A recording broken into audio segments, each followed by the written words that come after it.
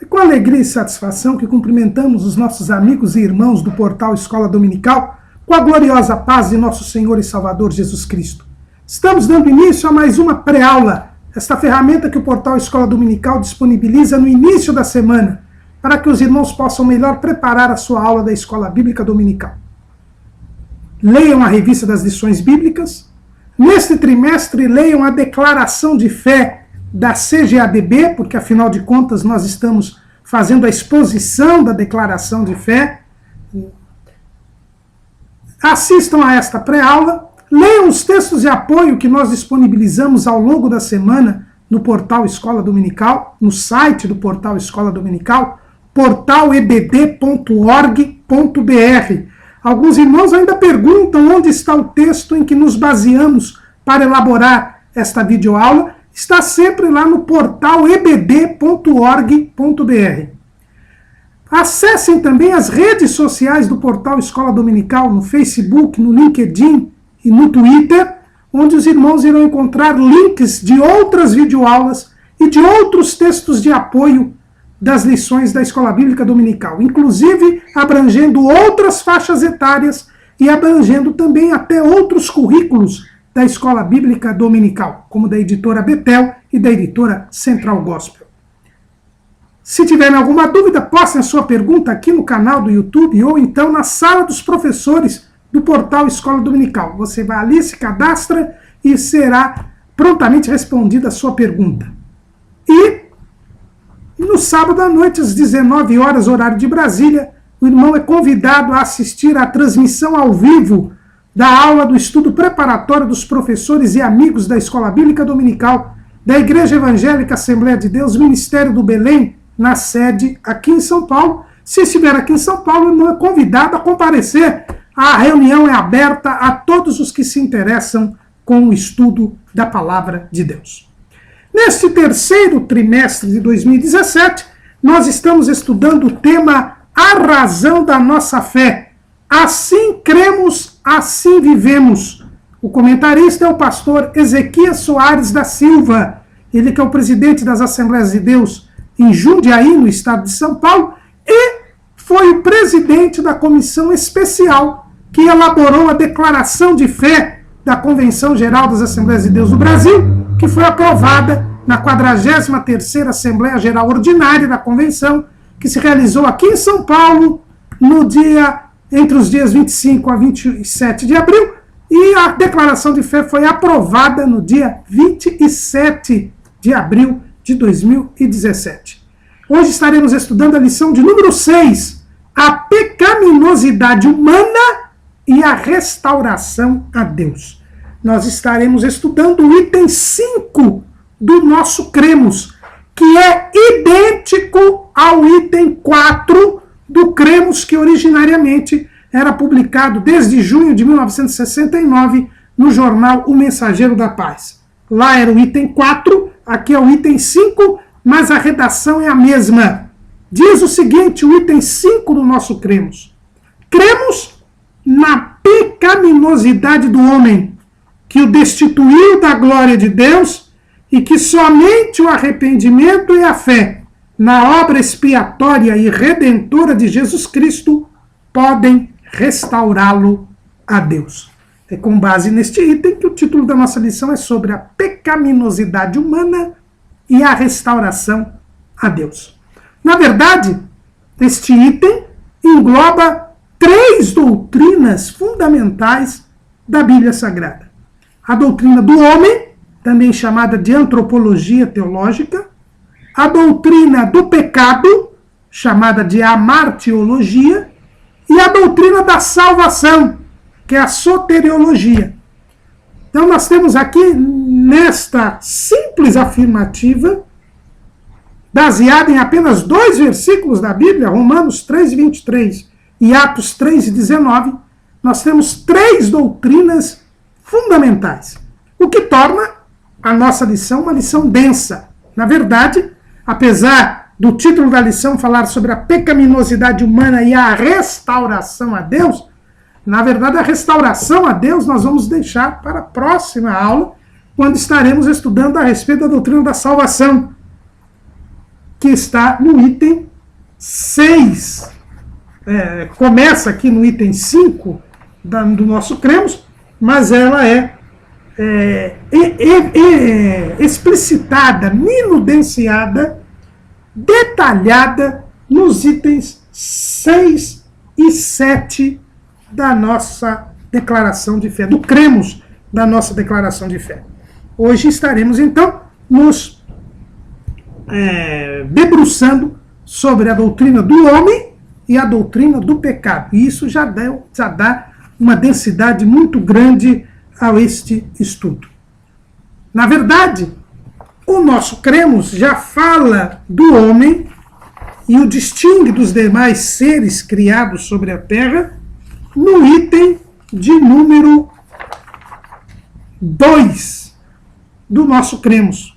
Quando diz assim: cremos em um só Deus, segunda parte, Criador do universo, de todas as coisas que há nos céus e na terra, visíveis e invisíveis, e de maneira especial os seres humanos, por um ato sobrenatural imediato e não por um processo evolutivo. Então, já no item 2 do nosso cremos, nós verificamos uma verdade bíblica, é a de que o homem ele é distinto dos outros seres criados sobre a face da terra.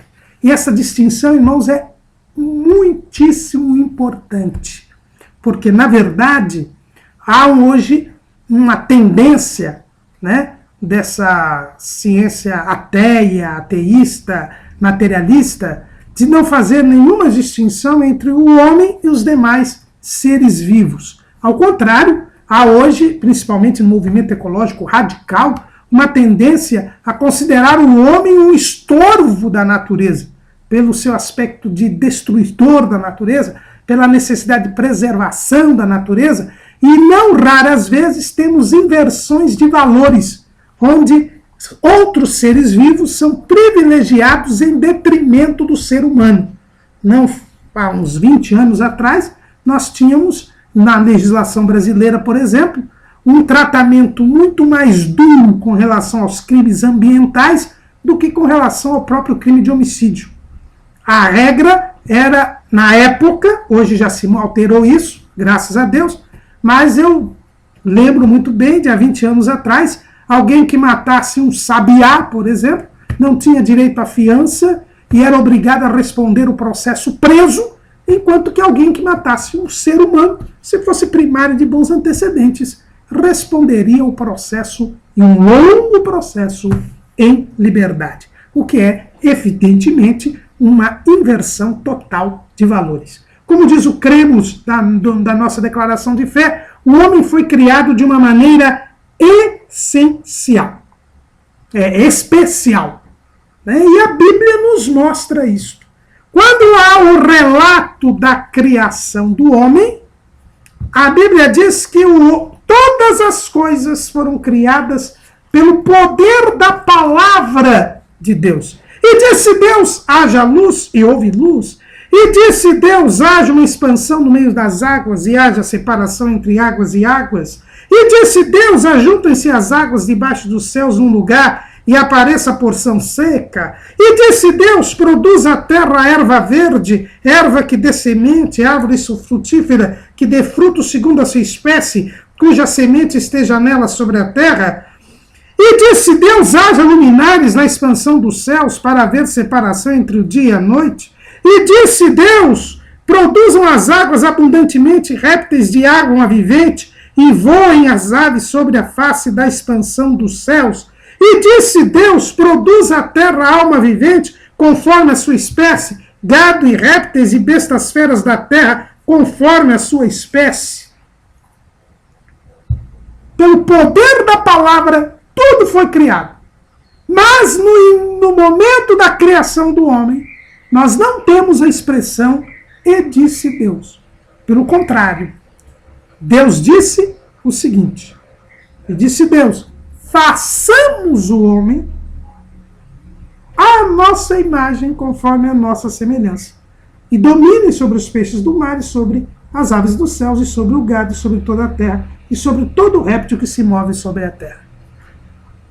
Deus apenas disse da intenção da criação. Ele não mandou, faça-se o homem. Ele disse, façamos o homem. E no capítulo 2 é descrita a criação do homem. Algo que não foi feito com relação ao restante da criação. E no capítulo 2 do versículo 7 é dito, e formou o Senhor Deus o homem do pó da terra, e soprou em seus narizes o fôlego da vida, e o homem foi feito alma vivente. Há aqui uma expressão diferenciada da Bíblia. Há uma ordenação que Deus formou. E o verbo aqui no original hebraico para formou é algo importante. É um verbo diferenciado, onde está dito que o homem, ele foi distintamente criado em relação aos outros seres. Formou. Yatsá é a palavra hebraica, cujo significado aqui é diferenciado. Aqui nós temos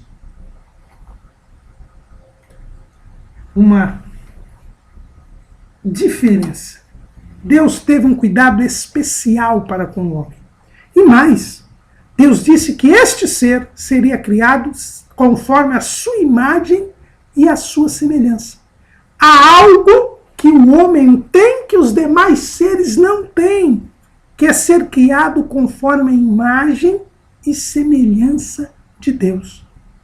O homem seria um reflexo de Deus, o que nenhum outro ser vivo sobre a face da terra é. Só este fato já demonstra claramente que o homem não é fruto de uma evolução de outros seres, como defende a teoria da evolução. Aliás, nós já vimos, quando estudamos o item 2 do nosso Cremos, que não há evolução entre as espécies, né? Deus criou cada ser conforme a sua espécie. O homem é fruto de um empenho pessoal de Deus. Deus formou o homem. Deus teve um empenho todo peculiar para com o homem. E a Bíblia diz que ele formou o homem do pó da terra e o próprio Deus soprou em suas narinas e o homem foi feito alma vivente. O homem é distinto dos outros seres. Ele foi feito imagem e semelhança de Deus. E que aspectos nós temos de que o homem é imagem e semelhança de Deus? Primeiro aspecto é a sua moralidade. O homem é um ser que tem a noção do que é certo e do que é errado. E só o homem o tem. Sabemos hoje que existem alguns cientistas, alguns filósofos, tentando provar uma ética animal, querendo demonstrar que os animais, eles têm noção do certo e do errado. Eles agem por instinto. Eles não têm a compreensão do que é certo ou do que é errado. Só o homem o tem. Quando nós lemos lá em Gênesis 2,16, é dito: e ordenou o Senhor Deus ao homem, dizendo, de toda árvore do jardim comerás livremente, mas da árvore da ciência do bem e do mal dela não comerás, porque no dia em que dela comeres, certamente morrerás. Deus mostrou ao homem o que era o bem e o que era o mal. O bem era obedecer a Deus, crer em Deus, viver em comunhão com Deus. O mal era desobedecer a Deus, era não crer em Deus. Deus apresentou, porque o homem podia escolher entre o bem e o mal. Ele tinha consciência do que é certo e do que é errado. Ele não tinha experiência do que era certo ou do que era errado. Mas ele foi criado com livre-arbítrio. Veja bem que Deus disse: poderás comer livremente Deus deu ao homem o livre-arbítrio, a moralidade, porque o próprio Deus é um ser moral, é um ser que sabe o que é bem, sabe o que é mal. Ele é bom, tudo nele é bom, mas ele sabe o que é o mal. E ele dotou homens e anjos com o livre-arbítrio, coisa que os outros seres não têm. Os seres vivos, animais, vegetais, não têm livre-arbítrio. Eles estão sob o influxo da necessidade das leis naturais. Eles não podem escolher entre o bem e o mal, porque não têm noção do que é bem ou do que é mal. Então, a moralidade é o primeiro aspecto que faz com que o homem seja imagem e semelhança de Deus. Mas o homem tem também a noção da eternidade. Em Eclesiastes 3:11, na versão revista e atualizada, é dito que a eternidade está no coração do homem. E isto é tão verdadeiro que os chamados filósofos existencialistas, muitos dos quais eram ateus, eles diziam que o homem tinha noção da sua própria morte. E esta era a angústia do homem. Eles diziam que o ser humano vivia sob o influxo de uma angústia, de que saber que ele irá morrer, saber que ele terá um fim. Agora, sabe por que há esta angústia? Não é porque o homem sabe que vai morrer. Não. É porque ele sabe que ele não foi feito para morrer. A morte é algo que vai contra o propósito divino para a criação do homem. O homem foi feito para viver para sempre em comunhão com Deus e dominando a criação terrena. Esse foi o propósito de Deus. Mas com o pecado veio a morte e o homem então não consegue aceitar esta ideia da morte porque vai contra a sua própria essência, o seu próprio propósito. E ele tem a consciência da eternidade. Essa é outra distinção entre o homem e os demais seres, porque o homem é imagem e semelhança de Deus. Ele tem a eternidade no seu coração, porque ele é imagem e semelhança de um Deus eterno. Mas o ser humano também é imagem e semelhança de Deus, porque ele é tricotômico, ou seja, ele é espírito, alma e corpo. Deus formou o homem do pó da terra. Nós temos aqui o corpo, a parte material do homem, a parte do homem que faz contato com o mundo físico e que é uma síntese de todos os elementos químicos que existem na natureza.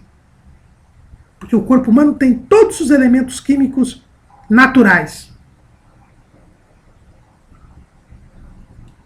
Mas além do corpo, a Bíblia diz que Deus soprou no homem, nos narizes do homem, nas narinas, né, melhor dizendo, do homem, e o homem foi feito alma vivente. Deu-lhe o fôlego de vida e foi feito alma vivente. O homem tem uma parte imaterial, uma parte que não é física. Esta parte é a alma e o espírito, o chamado homem interior. E há diferença entre alma e espírito. Elas nunca se separam, mas elas são distintas. Aliás, a nossa declaração de fé foi muito feliz ao falar a respeito disto. Nós vamos até ler aqui no capítulo 7 da nossa declaração de fé, cujo título é sobre o homem. É dito o seguinte, no item 3, o homem interior. Praticamente tudo que a Bíblia diz a respeito da alma fala também do espírito, pois ambos deixam o corpo por ocasião da morte e sobrevivem a ela. Às vezes o ser humano é tido como corpo e alma, e outras vezes corpo e espírito. Deus é revelado como espírito e alma. Essa interligação, às vezes, confunde os termos alma e espírito. Entretanto, eles são distintos entre si. O Espírito Santo opera por meio do espírito humano. O mesmo Espírito testifica com o nosso espírito que somos filhos de Deus. Mas isso nunca se diz com respeito à alma humana. A Bíblia fala sobre o homem perder a sua alma. Pois que aproveita o homem ganhar o mundo inteiro se perder a sua alma? Ou que dará o homem em recompensa da sua alma? Mateus 16, 26. Essa linguagem, todavia, nunca é usada a respeito do espírito. A alma e o espírito são substâncias espirituais, incorpóreas e invisíveis.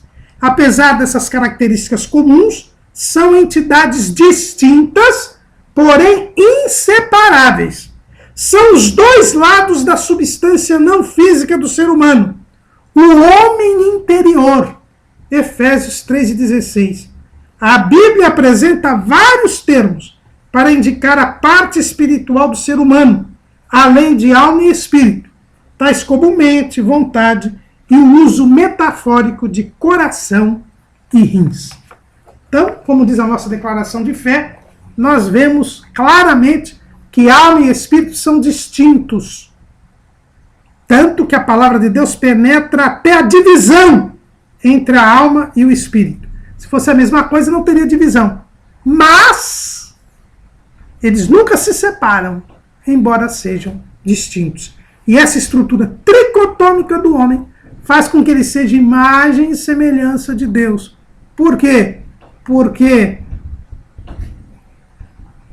os seres vivos são simplesmente físicos. A alma animal é o sangue, diz a Bíblia. Ela não sobrevive à morte física. Agora, o homem, ele é tricotômico, assim como o nosso Deus é triuno. É um homem que é corpo, alma e espírito. O homem foi, por ser imagem e semelhança de Deus, ele foi criado em retidão.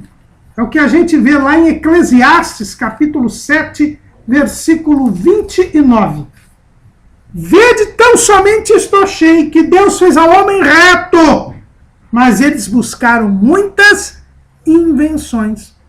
O ser humano, ele foi criado reto. Ele é que surge reto, puro.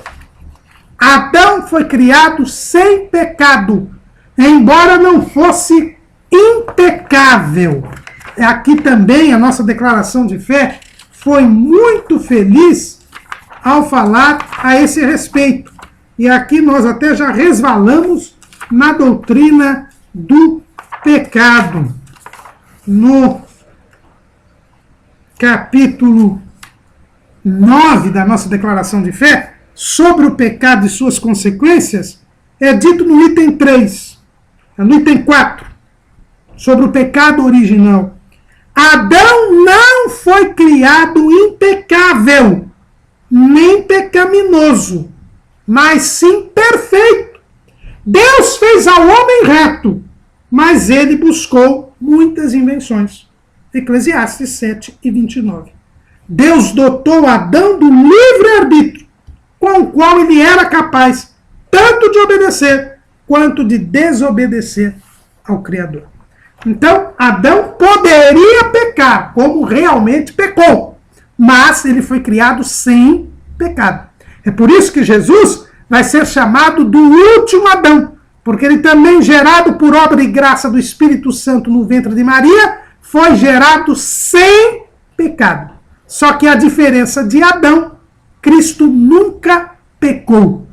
Ele, enquanto homem, foi gerado sem pecado, assim como Adão foi gerado sem pecado. Por isso que o homem era imagem e semelhança de Deus. Já os descendentes de Adão serão imagem e semelhança de Adão, porque Adão os terá já caído.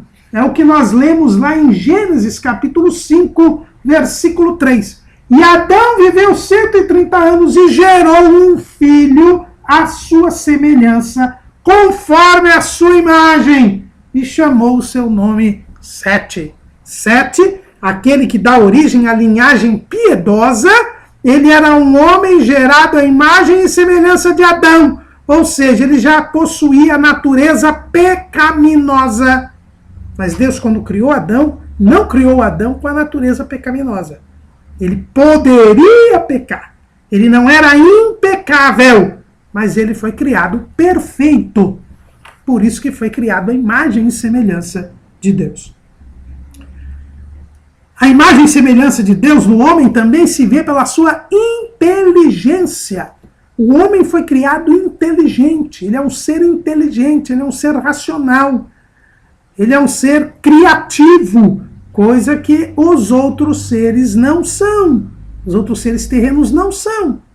Deus criou o homem com poder criativo, e a prova disso é que Deus mandou que Adão pusesse nome aos animais, que Adão pudesse lavrar a terra. Ou seja, ele poderia, a partir daquilo que Deus criou, criar novas coisas. Porque lavrar quer dizer cultivar, modificar, alterar. Deus deu o comando, a administração do mundo ao homem. Por isso ele podia lavrar, embora tivesse o dever de guardar o jardim que Deus havia plantado no Éden. E expulso do jardim do Éden, ele também poderia lavrar a terra. Então, o homem tem uma capacidade criativa, inteligência, assim como Deus que criou todas as coisas. Por isso ele é a imagem e semelhança de Deus. O homem, como nós já vimos, ele é dotado de livre arbítrio. Também esta capacidade de escolher entre o bem e o mal. Isso tem a ver com a sua moralidade. E por fim, o homem foi criado também com o poder de dominar sobre a criação terrena. Nós lemos aqui, e domine sobre a criação terrena. E neste domínio, neste senhorio, ele reflete o domínio de Deus sobre todas as coisas. Como Senhor, ele é Senhor, porque ele é o dono de todas as coisas, o homem é imagem e semelhança de Deus, com esta capacidade de domínio sobre o homem. É assim que a Bíblia nos fala a respeito deste homem. Este homem que a Bíblia diz que o nosso item 5 do cremos, diz que nós cremos na pecaminosidade do homem. Quem é este homem? Esta imagem e semelhança de Deus.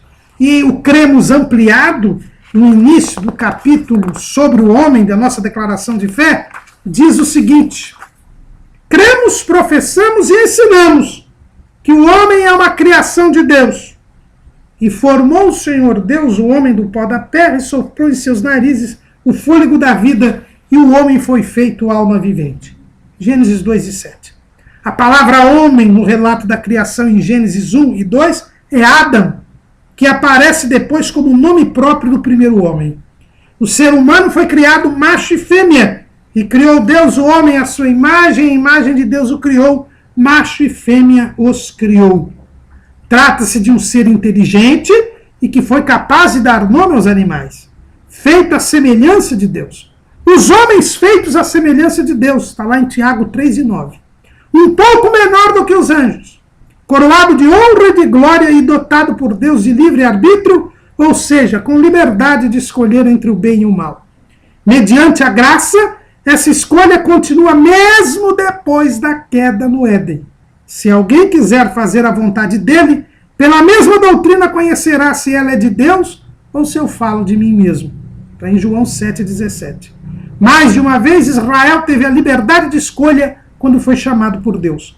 Podemos afirmar que nenhuma outra criatura foi feita como o homem, que é considerada a coroa da criação. Adão é o primeiro homem, e dele, Eva, veio toda a geração dos seres humanos que vivem sobre o planeta Terra. Aqui está o início do capítulo 7 da nossa declaração de fé, que é sobre o homem. E aqui nós temos 3 outros pontos importantes para falarmos ainda a respeito da doutrina do homem, já então fazendo um link para irmos à doutrina do pecado. Em primeiro lugar, quando nós dizemos que Deus criou o homem macho e fêmea, ou seja, o sexo, ele é, e falamos sexo e não gênero, porque se trata de sexo, porque a Bíblia diz que macho e fêmea formam uma só carne, então são partes. Isso é definido por Deus. Foi Deus quem criou o homem, macho e fêmea. Portanto, não é o sexo uma escolha autônoma do ser humano e muito menos uma construção social. A chamada ideologia de gênero parte de uma premissa falsa da doutrina marxista, que é a de que o sexo, a sexualidade é uma construção social, portanto, uma criação humana. Não. A Bíblia diz, macho e fêmea os criou. Então, a criação, a sexualidade é algo criado por Deus.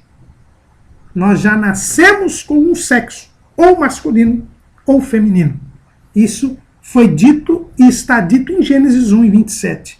A imagem de Deus o criou, macho e fêmea os criou.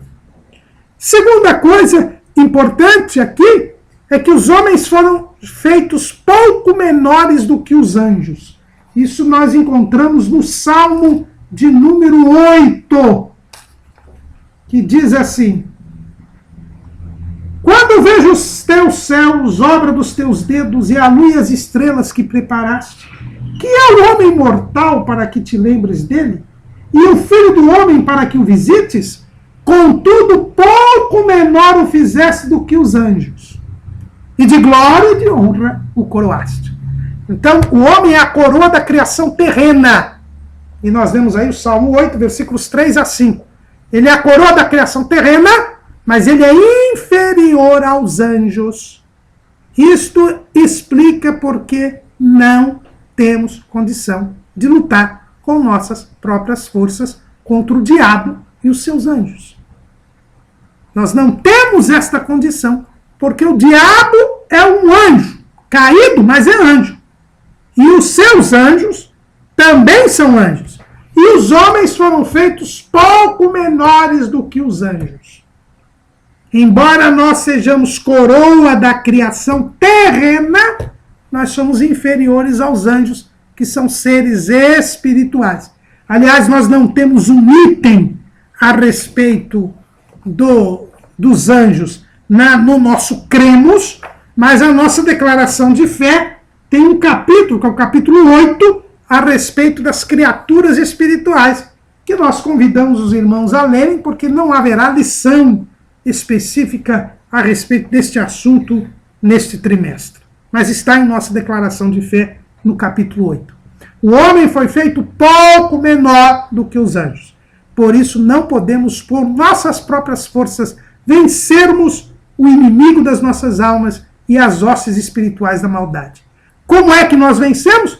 Vencemos porque maior é o que está conosco do que o que está no mundo. O Espírito Santo que está em nós, Jesus que está conosco, nos faz vencer o diabo e os seus anjos. Por isso não devemos nos atrever a lutar contra as hostes espirituais da maldade. Por isso que não devemos provocar o diabo e os anjos, como se faz em alguns espetáculos deprimentes em algumas denominações por aí. Isto é tolice, isto é fugir do que a Bíblia nos ensina. A Bíblia diz que Miguel, o arcanjo, não ousou lançar juízo de maldição sobre o diabo, simplesmente o repreendendo. É o que nós lemos lá em Judas, na epístola de Judas, no versículo 9. Mas o arcanjo Miguel, quando contendia com o diabo e disputava a respeito do corpo de Moisés, não ousou pronunciar juízo de maldição contra ele, mas disse: o Senhor te repreenda. Miguel, o arcanjo, que é maior do que os homens, porque ele é o chefe dos anjos, e o homem foi feito pouco menor do que os anjos, Miguel não ousou lançar juízo de maldição sobre o diabo. Apenas disse: o Senhor te repreenda. E olha que Miguel expulsará o diabo dos lugares celestiais e o fará precipitar tanto o diabo e as hostes espirituais da maldade sobre a terra, quando do arrebatamento da igreja, como nós vemos lá em Apocalipse 12:7. E houve batalha no céu, Miguel e os seus anjos batalhavam contra o dragão, e batalhava o dragão e os seus anjos, mas não prevaleceram, nem mais o seu lugar se achou nos céus. E foi precipitado o grande dragão, a antiga serpente, chamado Diabo e Satanás, que engana todo mundo. Ele foi precipitado na terra e os seus anjos foram lançados com ele. Miguel, que vencerá o diabo nesta batalha, não ousou lançar juízo nem maldição contra o diabo. Por isso, não devemos fazê-lo, irmãos. Não devemos fazê-lo. Jesus disse que se ele expulsava demônios, é porque era sinal de que o reino de Deus estava entre nós. Então, quando nós expulsamos demônios, não é pelas nossas forças, é porque maior é o que está conosco do que aquele que está no mundo. Tomemos, pois, cuidado com estas coisas. O homem foi feito pouco menor do que os anjos. E o terceiro ponto, neste cremos mais ampliado aqui do capítulo 7 da nossa declaração de fé, que gostaríamos de mostrar, e aí já fazendo o link com a doutrina do pecado, é que nós cremos na pecaminosidade do homem. O homem tem a sua natureza decaída, depravada por causa do pecado. Mas isto não significa que o livre-arbítrio tenha sido eliminado. Isto é muito importante. Quem dotou o homem do livre-arbítrio foi Deus. E se Deus dotou o homem do livre-arbítrio, o pecado não pode destruir o que Deus fez. Porque senão o pecado seria maior do que Deus.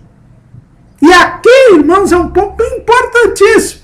Nós vamos voltar a falar disso na próxima lição, mas é fundamental isso. Os calvinistas, aqueles que adotam a predestinação incondicional, atribuem ao pecado a destruição do livre-arbítrio. Ou seja, eles que defendem tanta soberania divina, colocam o pecado acima de Deus. O maligno acima de Deus.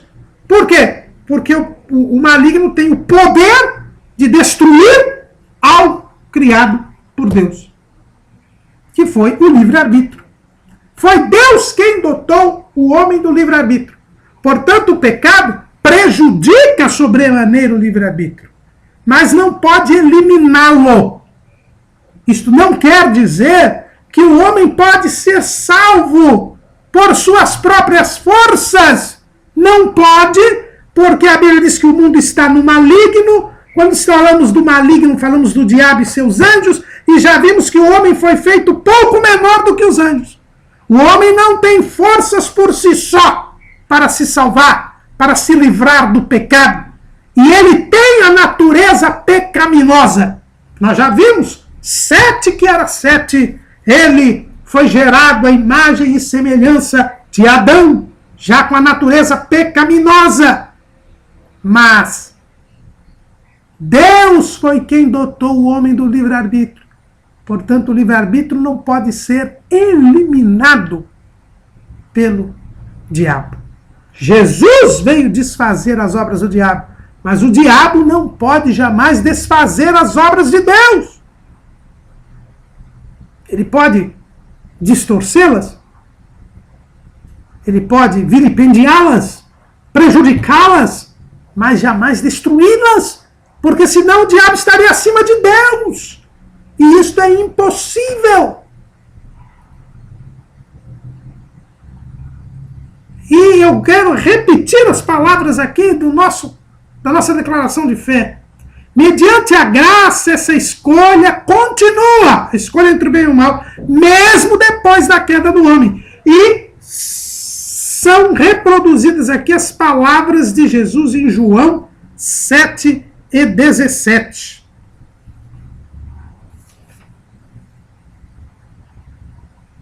Jesus lhes respondeu, versículo 16. Jesus respondeu e disse: a minha doutrina não é minha, mas daquele que me enviou. Se alguém quiser fazer a vontade dele, pela mesma doutrina conhecerá se ela é de Deus ou se eu falo de mim mesmo. Se alguém quiser, é possível querer fazer a vontade de Deus. Fazer a vontade de Deus, por minha própria conta, jamais poderei fazê-la. Mas eu posso querer fazer. E aqui é enfatizado que, mais de uma vez, Israel teve a liberdade de escolha quando foi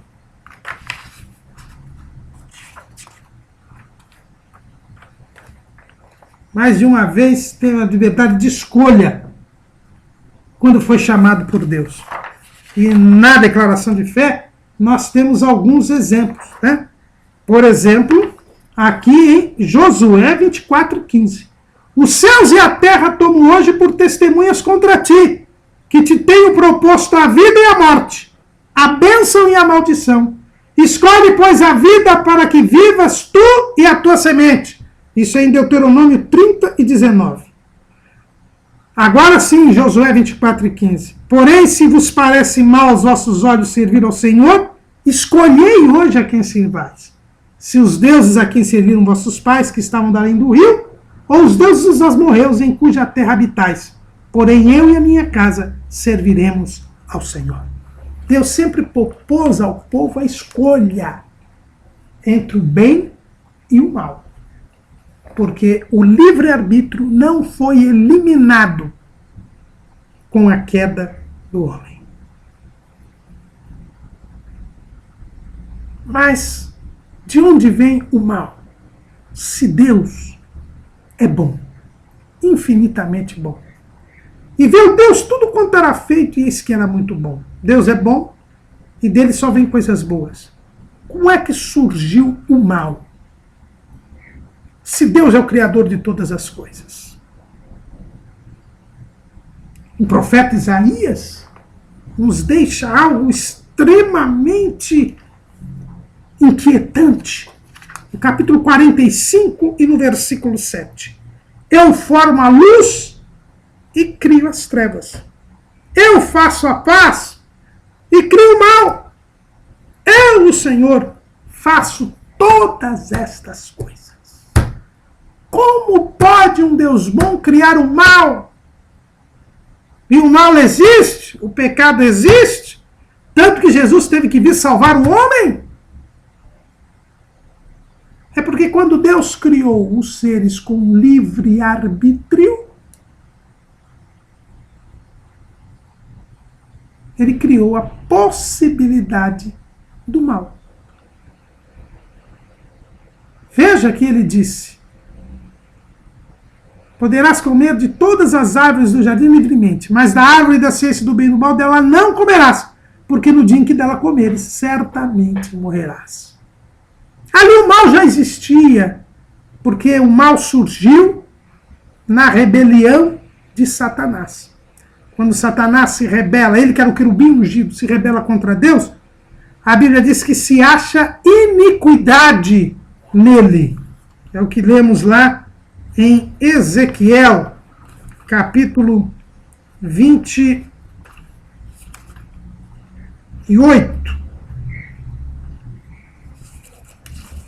Versículo 15. Perfeito eras nos teus caminhos, desde o dia em que foste criado, até que se achou iniquidade em ti. Na multiplicação do teu comércio se encheu o teu interior de violência e pecaste. Pelo que te lançarei profanado fora do monte de Deus e te farei perecer, ó querubim protetor, entre pedras afogueadas. Elevou-se o teu coração por causa da tua formosura, corrompeste a tua sabedoria por causa do teu resplendor. Por terra te lancei, diante dos reis te pus, para que olhem para ti. Quando o diabo quis ser maior do que Deus, ele então, querubim ungido, quis se colocar acima de Deus, é o que diz lá Isaías capítulo 14, que fala sobre esta passagem. Diz assim o texto: Como caíste do céu, a estrela da manhã, filha da alva? Como foste lançado por terra, tu que debilitavas as nações. E tu dizias no teu coração, eu subirei ao céu, acima das estrelas de Deus exaltarei meu trono, e no monte da congregação me assentarei, da banda dos lados do norte. Subirei acima das mais altas nuvens, e serei semelhante ao Altíssimo. Quando o inimigo quis se superar, estar acima de Deus, ele escolheu o mal, ele abandonou a Deus. E neste momento surge o pecado, que é a rebelião contra Deus. Surge o pecado, que é a desobediência a Deus. Surge o pecado, que é a incredulidade diante das palavras de Deus. É a falta de confiança em Deus. Surge o pecado. Acha-se iniquidade em Satanás. No querubim ungido, que se torna Satanás. Satanás quer dizer o adversário. Diabo quer dizer o acusador. Ele passa a competir com Deus, a contender com Deus. E neste momento surge o pecado no universo, na criação. O pecado, o mal, era uma possibilidade. Por isso tem origem em Deus enquanto possibilidade. Quando Deus criou os anjos com livre-arbítrio, ele já gerou a possibilidade do mal. Porque Deus não é covarde. Ele não fez seres robóticos que jamais pudessem contrariá-lo. Se Deus já tivesse feito isto, ele seria um Deus covarde. Ele não seria Deus. Ele não provaria a sua condição de todo-poderoso. Mas, como ele criou seres com capacidade do livre-arbítrio, que são os anjos, e mesmo depois da rebelião de Satanás, ele criou novamente um ser com livre-arbítrio, que era o homem. Ele demonstra todo o seu poder, toda a sua majestade, toda a sua glória. Então o mal, ele existe como uma possibilidade por causa do livre-arbítrio. Então jamais o pecado iria eliminar o livre-arbítrio, uma vez que o livre-arbítrio é uma condição sine qua non para que haja o mal. O pecado tornou-se uma realidade quando o diabo se insurge contra Deus. Aí ele se torna não mais uma possibilidade, mas uma realidade. E uma realidade que para o diabo e seus anjos é irreversível, porque eles vivem na eternidade. Feita a escolha pelo mal ou pelo bem, na eternidade esta escolha não muda, porque a eternidade é imutável. Feita a escolha, não há como modificar-se esta escolha na eternidade. Já o ser humano, enquanto não passa para a eternidade, ele pode se arrepender. Mas passados os umbrais da eternidade, a escolha que é feita, esta permanece. O próprio profeta Ezequiel, ele nos fala disso no capítulo 18. Ele diz assim: a alma que pecar, essa morrerá. O filho não levará a maldade do pai, nem o pai levará a maldade do filho. A justiça do justo ficará sobre ele, e a impiedade do ímpio cairá sobre ele. Mas se o ímpio se converter de todos os seus pecados que cometeu, e guardar todos os meus estatutos, e fizer juízo e justiça, certamente viverá, não morrerá. De todas as suas transgressões que cometeu, não haverá lembrança contra ele. Pela sua justiça que praticou, viverá. Desejaria eu de qualquer maneira a morte do ímpio? Diz o Senhor Jeová. Não desejo antes que se converta dos seus caminhos e viva? Mas desviando-se o justo da sua justiça e cometendo iniquidade, fazendo conforme todas as abominações que faz o ímpio, porventura viverá? De todas as suas justiças que tiver, não se fará memória. Na sua transgressão com que transgrediu, e no seu pecado com que pecou, neles morrerá. Até o momento de chegarmos e atravessarmos o portal da eternidade, podemos ser salvos ou nos perder. Na eternidade, a escolha torna-se imutável. Por isso que o diabo e seus anjos não tiveram chance de arrependimento, porque já estão na dimensão eterna. Mas os homens, até chegar à eternidade, podem se arrepender.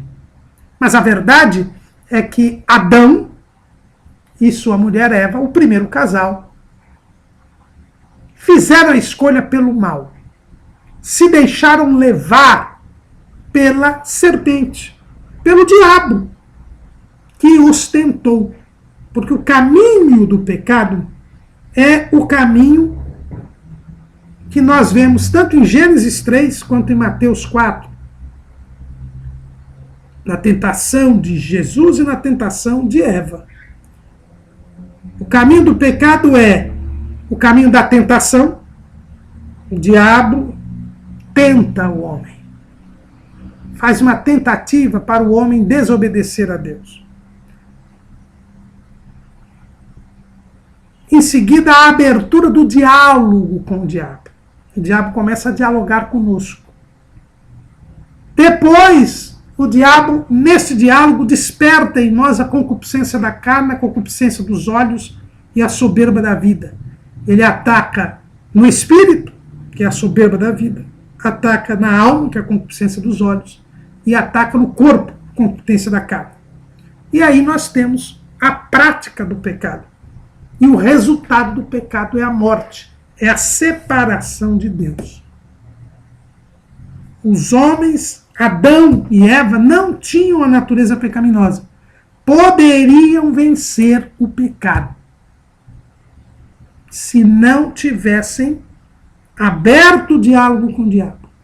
Se não tivessem se deixado levar pela concupiscência da carne, dos olhos e a soberba da vida.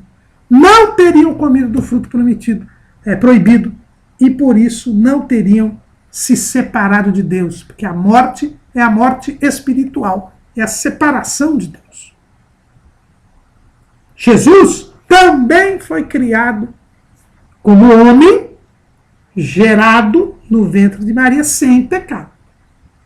Mas ele venceu o pecado. Porque o diálogo foi aberto pelo diabo, mas Jesus não se deixou levar pelo inimigo. O inimigo não conseguiu despertar em Jesus a concupiscência da carne, a concupiscência dos olhos e a soberba da vida. Jesus trouxe a palavra de Deus como arma de ataque contra o inimigo.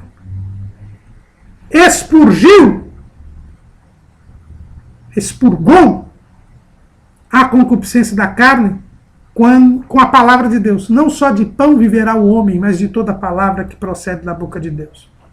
Expurgou a concupiscência dos olhos, dizendo, também está escrito, não tentarás o Senhor teu Deus. E expurgou a soberba da vida, dizendo, somente ao Senhor teu Deus adorarás e a Ele darás culto. Jesus usou a palavra de Deus e impediu que a concupiscência gerasse o pecado e o pecado gerasse a morte.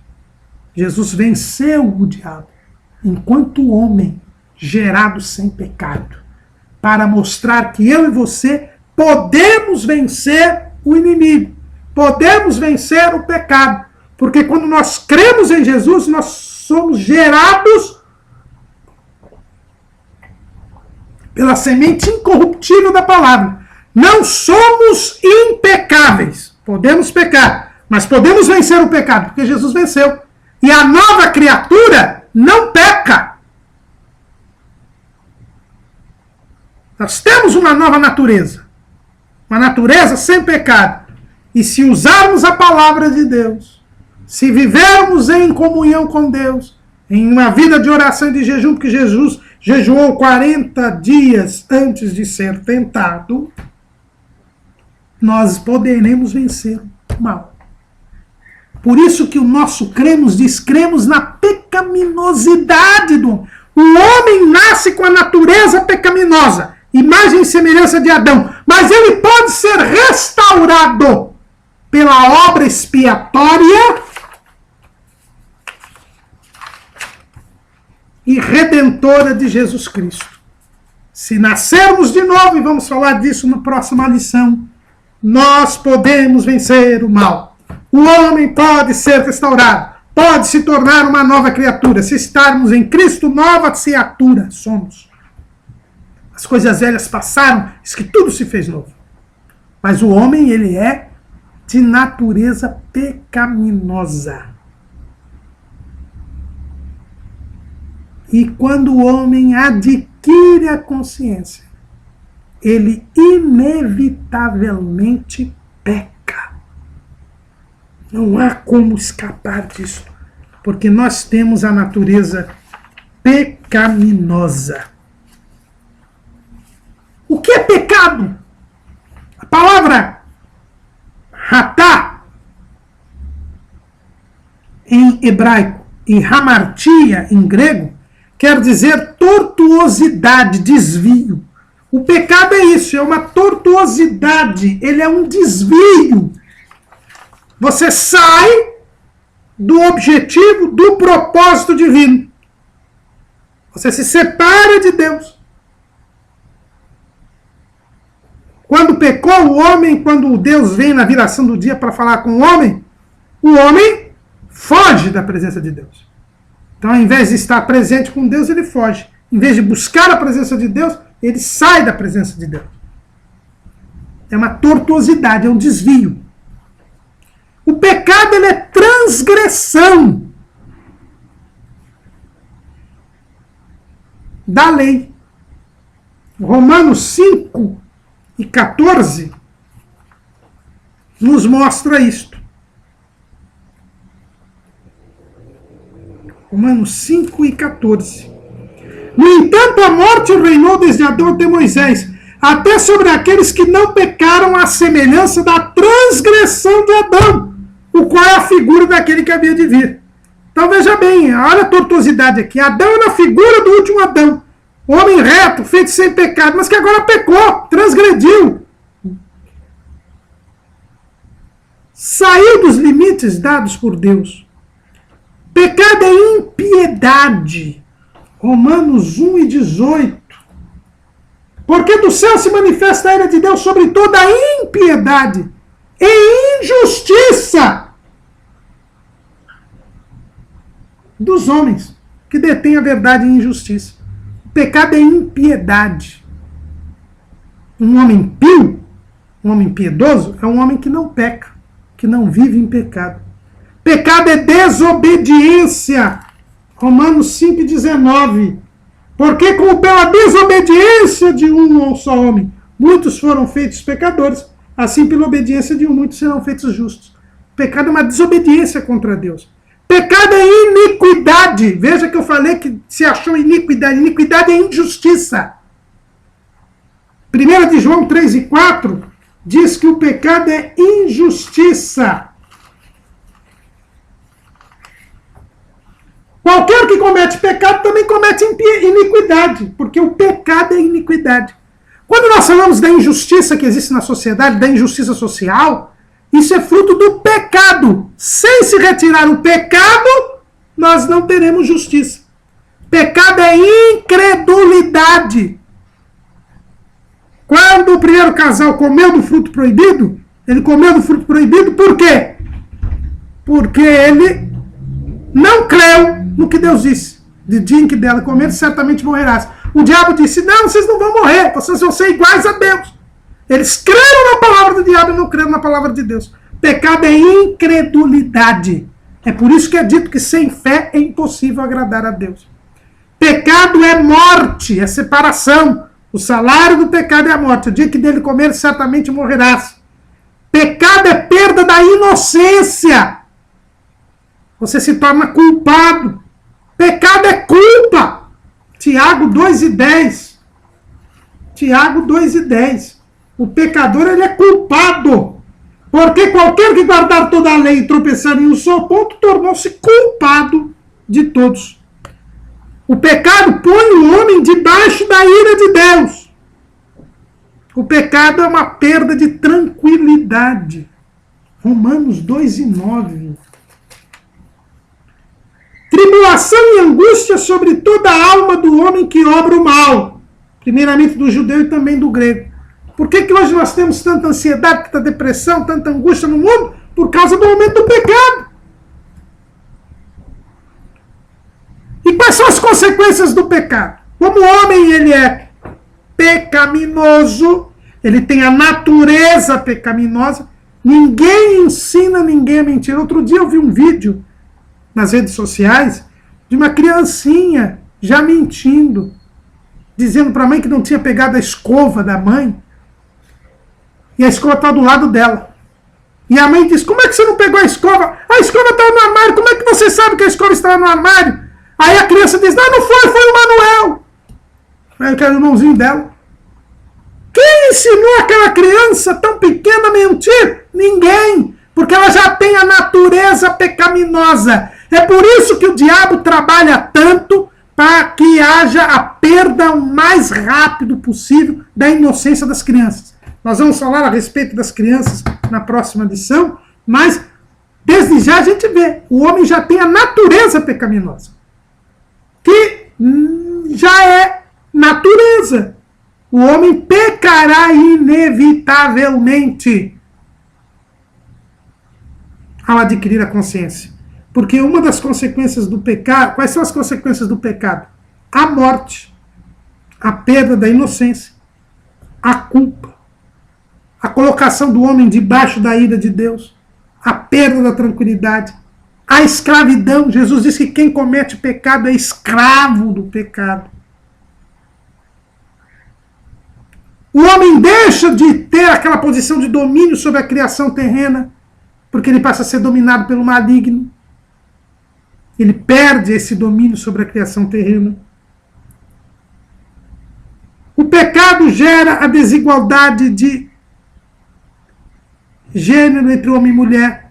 Outro dia eu via que 37, a mulher recebe uma média de 19 a 37% a menos do que o homem nas mesmas posições em todas as camadas sociais. Isso é consequência do pecado. Estava lá no juízo do Éden. A vida familiar ela é prejudicada pelo pecado. E o desamor, o ódio, a falta de amor, também é resultado da multiplicação do pecado. A Bíblia diz, e por se multiplicar a iniquidade, o amor de muitos se esfriará. Isso são todas consequências do pecado. O pecado gera tudo isso. E é por isso que no mundo nós temos morte, culpa, ira de Deus, perda de tranquilidade, domínio do pecado, contaminação da vida familiar, desamor, desacerto entre a criação terrena e o ser humano. Tudo isso é consequência do pecado. Porque o homem foi destituído da glória de Deus. Porque pecou, porque escolheu ficar longe de Deus. Ele perdeu a presença de Deus, perdeu a glória de Deus e agora caminha para a condenação eterna. É esta a situação do homem. Mas não é uma situação irreversível. Não. Jesus veio ao mundo, pagou o preço dos pecados do homem e agora pode salvá-lo, pode resgatá-lo. E nós podemos, de novo, ter acesso à glória de Deus, acesso à vida eterna. Como diz o Cremos Ampliado, lá no início do capítulo 9 da nossa declaração de fé. Cremos, professamos e ensinamos que o pecado é a transgressão da lei de Deus. Porque o pecado é a transgressão da lei. 1 de João 3 e 4 na versão revista e atualizada, ao meio da revista e atualizada. Ou seja, a quebra do relacionamento do ser humano com Deus. Há diversos conceitos bíblicos, tanto para designar o pecado, tais como rebelião e desobediência, como suas consequências, quais sejam incapacidade espiritual, falta de conformidade com a vontade de Deus em estado, disposição ou conduta e corrupção inata dos seres humanos. Não há homem justo sobre a terra que faça bem e nunca peque. Eclesiastes 7:20. Porque todos pecaram e destituídos estão da glória de Deus. Romanos 3:23. Atanásio, um dos pais da igreja, dizia que o pecado é a introdução dentro da criação de um elemento desintegrador que conduz à destruição e que somente pode ser expelido por meio de uma nova criação. Daí a necessidade do novo nascimento. A universalidade do pecado é confirmada em toda a Bíblia e comprovada pela própria experiência humana. Nós cremos que o homem tem natureza pecaminosa, que está debaixo da ira de Deus por ter pecado, que é escravo do pecado, que está destituído da glória de Deus. Mas nós temos uma esperança, porque Deus, olhando este quadro, não ficou inerte, mas mandou Jesus Cristo, que expiou o pecado do homem e redimiu. E é esta crença na salvação que iremos estudar na próxima aula. Amém.